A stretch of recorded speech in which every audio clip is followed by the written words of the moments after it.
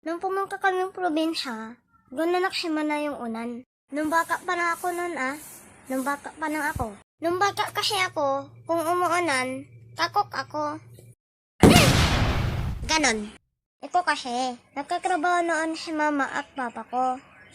Kaya yung lola ko yung nag-aalaga sa akin. Nung pumunta kami ng lola ko, basta yung gamit papunta doon. Nang makarating na kami, grabe na yung ulan at hangin. Alam niyo, kaya ako nakalakok sa ulan.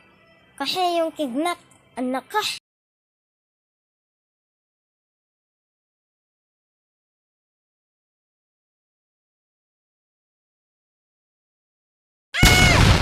Mama! Yuhu! Wala nang ulan! Ngayon, ay naku, parang nanangoy na nga ako sa bahay. Kung may sugat ka, huwag kang lunusan sa baha. Kasi Wait lang. Mag-search na ako sa Google. Kasi makakaroon ka ng leptospirosis. Ito na lang ang last episode ng ulan. Kaya bye-bye!